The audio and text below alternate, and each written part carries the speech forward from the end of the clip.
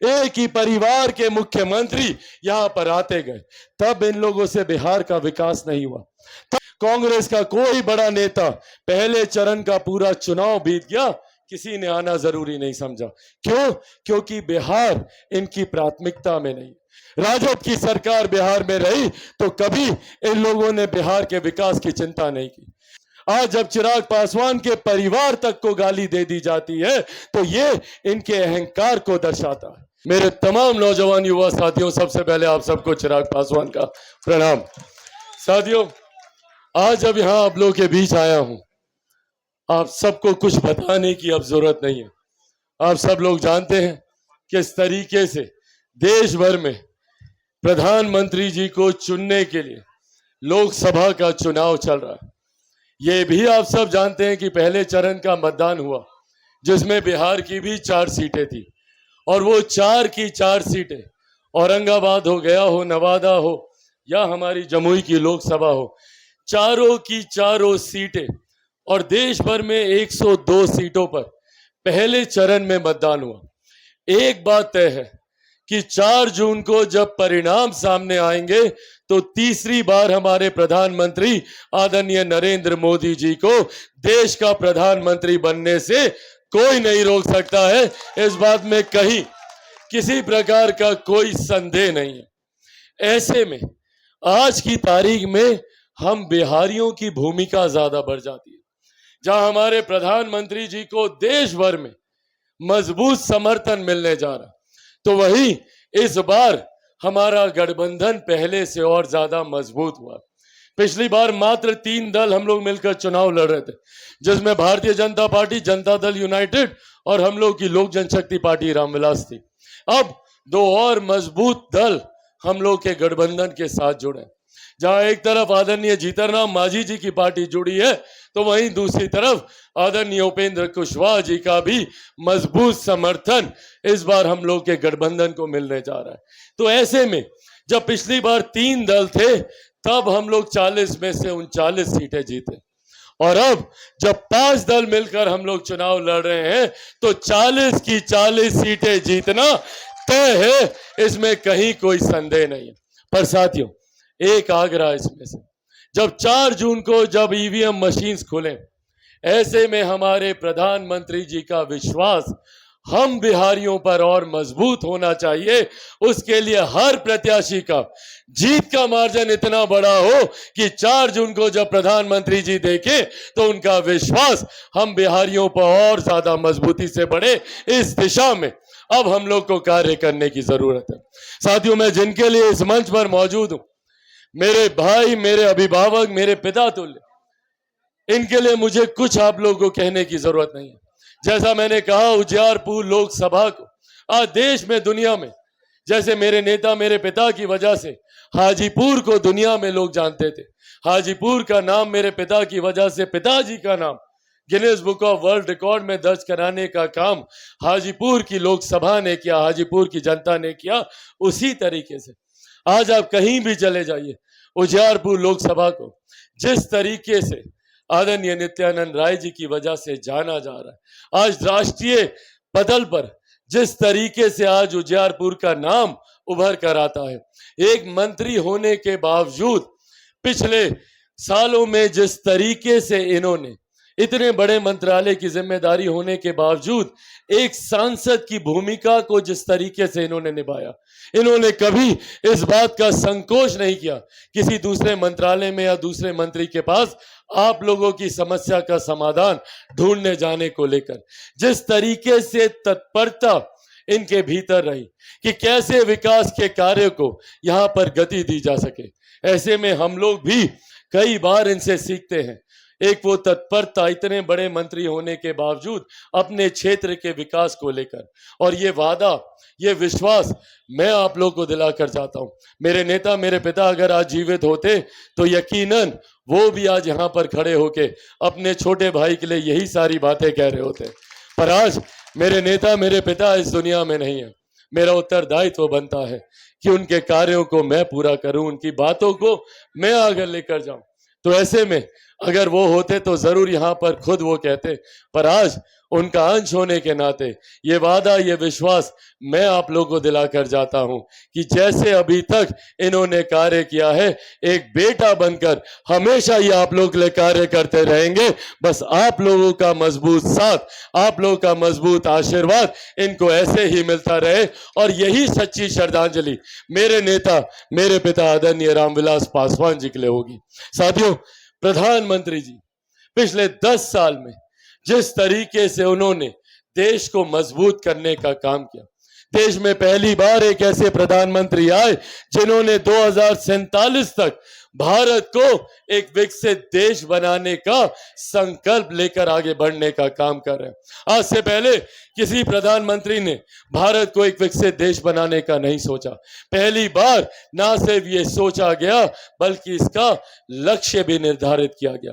2047 तक जब देश एक विकसित देश बनेगा, उसकी नींव में भारत का हर एक राज्य एक विकसित राज्य बनेगा, भारत का हर एक जिला एक विकसित जिला बनेगा, बिहार का हर एक प्रखंड एक विकसित प्रखंड बनेगा, बिहार की हर एक पंचायत, बिहार का हर एक गांव एक विकसित गांव बनेगा।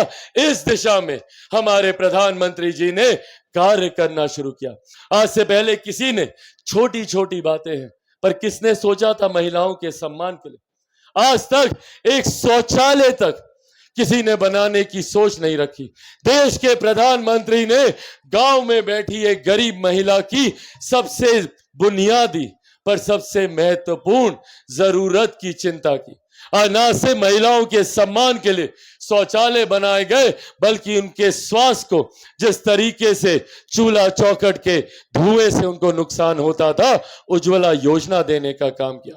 कोई गरीब व्यक्ति आर्थिक अभाव में इलाज से वंचित ना रह जाए, उनके लिए आयुष्मान योजना लेकर आए। आज गर्व होता है कि भारत एकमात्र ऐसा देश है जहां पर देश की ही नहीं, दुनिया की सबसे बड़ी गरीब जन कल्याण की योजना चलाई जा रही है। आज दुनिया की सबसे बड़ी योजना जिसका श्रेय मैं मेरे नेता, मेरे पिता आदरणीय रामविलास पासवान जी को भी दूंगा।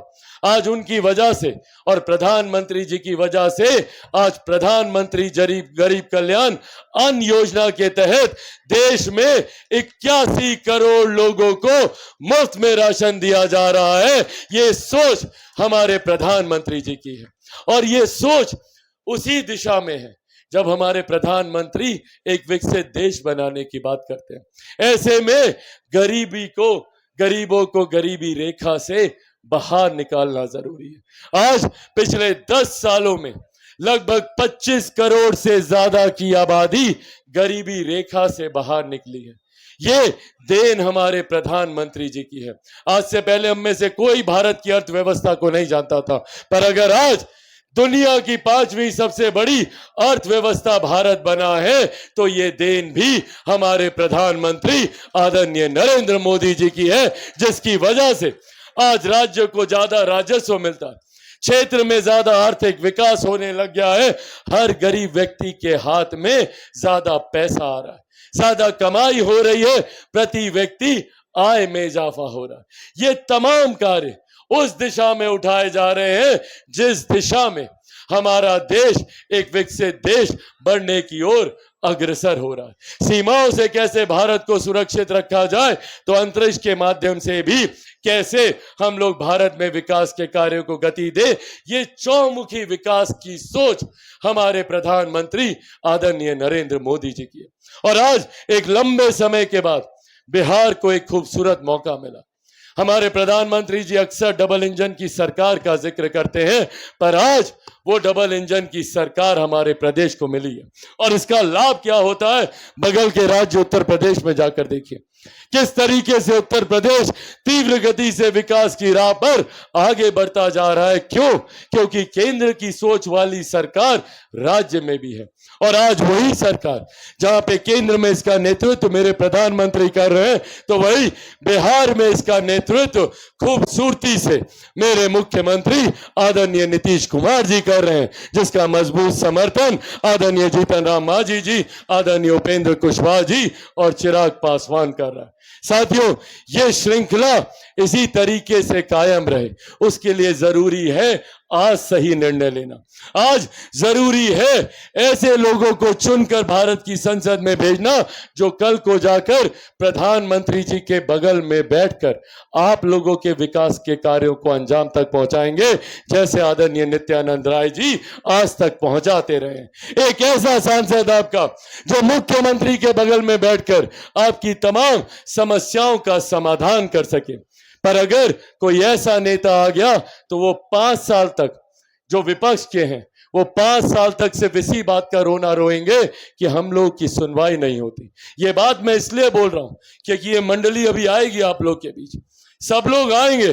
आकर कोई केंद्र में बड़ी बड़ी योजनाओं की दुहाई देगा तो कोई राज्य की बात करेगा। कौन है ये लोग भैया? ये वही लोग हैं जिनको केंद्र में 55 साल तक लगातार मौका मिला, उसके बाद भी कई गठबंधन की सरकारों का कांग्रेस ने नेतृत्व किया। ये वही लोग हैं जिनके घटक दल बिहार में 15 साल तक शासन करते रहे। एक ही परिवार के मुख्यमंत्री यहां पर आते गए, तब इन लोगों से बिहार का विकास नहीं हुआ, तब इन लोगों से देश की गरीबी नहीं मिटी। गरीबी हटाओ का नारा देते रह गए, पर इन लोगों ने बिहार और बिहारियों के लिए कभी कोई कार्य करना जरूरी नहीं समझा। और तो और इनके घटक दल के यही नेता हैं जिन्होंने बिहारियों को कभी प्राथमिकता में समझा ही नहीं। कांग्रेस का कोई बड़ा नेता पहले चरण का पूरा चुनाव बीत गया, किसी ने आना जरूरी नहीं समझा। क्यों? क्योंकि बिहार इनकी प्राथमिकता में नहीं। कोई वाम दल का नेता किसी ने प्रचार करना जरूरी नहीं समझा, बस महागठबंधन के मात्र 1-1.5 घटक दल आपस में प्रचार करते रहे। ये मानसिकता है इन लोगों की, ये मानसिकता है कि बिहार और बिहारियों से इन लोगों को फर्क नहीं पड़ता। ये लोग चाहते ही नहीं है कि बिहार कभी आगे बढ़े, और इसीलिए निरंतरता में जब इन लोग की सरकार बिहार में रही, राजद की सरकार बिहार में रही, तो कभी इन लोगों ने बिहार के विकास की चिंता नहीं की।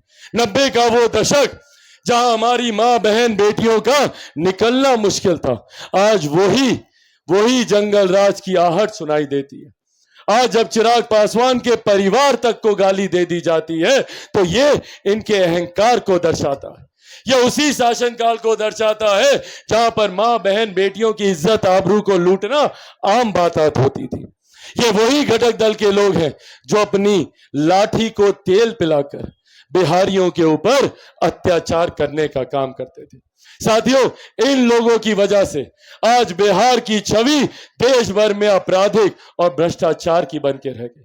चिराग पासवान ने, आज मुझे गर्व होता है ये कहते हुए, इस मंच पर मेरी बहन शांभवी यहां पर मौजूद है, ये वो चेहरे हैं जो देश और दुनिया के सामने बिहार का प्रतिनिधित्व करने चाहिए। ये वो नाम है, ये वो पढ़े लिखे चेहरे हैं जो कल को भारत की संसद में जाएंगे और आप लोगों के विषय को उठाएंगे तो देश भी देखेगा, दुनिया भी देखेगा कि ये पढ़ा लिखा बिहार है जिसका प्रतिनिधित्व आज तक किसी ने होने नहीं दिया। इसीलिए साथियों, आज आप लोगों से आग्रह करने आया हूं, यह समय है निर्णय लेने का, यह समय है चुनने का कि ऐसे गाली गलोच वाले गठबंधन को चुनना है या ऐसे सभ्य लोगों को। शांभवी सही कहा इन्होंने, एक बेटी कभी धोखा नहीं देती, और यह अनुभव हम लोगों ने किया। एक बेटे के रूप में एक भाई पिछली बार आप लोगों के बीच लेकर आया था, किस तरीके से उन लोगों ने पीठ में खंजर भोंकने का काम किया। बेटी कुछ हो जाएगी, अपनों का साथ नहीं छोड़ेगी। और वहीं पर जिस तरीके से एक बेटे की भूमिका में आदरणीय नित्यानंद राय जी यहां पर है, हम सबका लक्ष्य है और एक लक्ष्य की ओर हम लोग अग्रसर हो रहे हैं, भारत को विकसित देश बनाना, बिहार को फर्स्ट और बिहारियों को फर्स्ट बनाना। इस दिशा में हम लोग आगे बढ़ने का काम कर रहे हैं, और ये इच्छा शक्ति सिर्फ और सिर्फ मेरे प्रधानमंत्री में, एक ऐसा प्रधानमंत्री जिन्होंने तमाम विवादित मसलों का हल करने का काम किया। आज से पहले सिर्फ चुनाव होते रहे धारा 370 पर किसी की हिम्मत नहीं थी धारा 370 हटाने की। ना सिर्फ धारा 370 को हटाया गया, बल्कि वहां की संवेदना को देखते हुए, वहां की परिस्थितियों को देखते हुए आपके नेता आदरणीय नित्यानंद राय जी को वहां पे जिम्मेदारी दी गई। और वो दिन है और आज का दिन है, कश्मीर ना सिर्फ भारत का अभिन्न अंग मजबूती से और हर तरीके से बना है, बल्कि अब वहां पर जो घटनाएं आए दिन होती थी उस पर भी रोक लगी है। ये सोच प्रधानमंत्री जी की समावेशी विकास की रही है। आज से पहले राम मंदिर पर सिर्फ भाषण दिए जाते थे। इसी तरीके से एक टेंट के नीचे हमारे राम लल्ला विराजमान पिछले 500 सालों से रहे, किसी ने उनकी सुध नहीं ली। पर आज गर्व से जब हम लोग अयोध्या जाते हैं तो हमारे राम लल्ला को भव्य मंदिर में विराजमान देखकर हम लोगों को भी संतोष होता है कि वो अपने उचित स्थान पर पहुंचे। ये देन हमारे प्रधानमंत्री आदरणीय नरेंद्र मोदी जी की।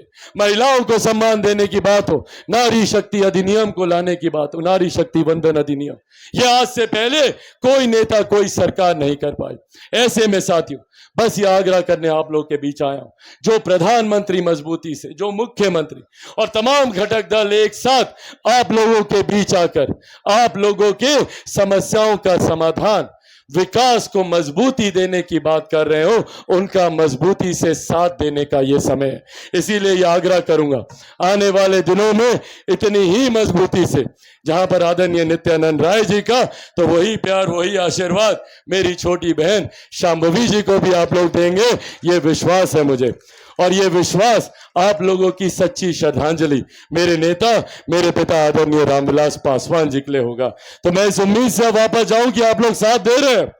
दोनों हाथ उठाकर अपना आशीर्वाद दे साथियों। बहुत बहुत धन्यवाद। एक बार जोरदार ताली बजाकर आदरणीय नित्यानंद राय जी का, शांभवी चौधरी जी को अपना आशीर्वाद दे दो। बहुत बहुत धन्यवाद। जय हिंद, जय बिहार।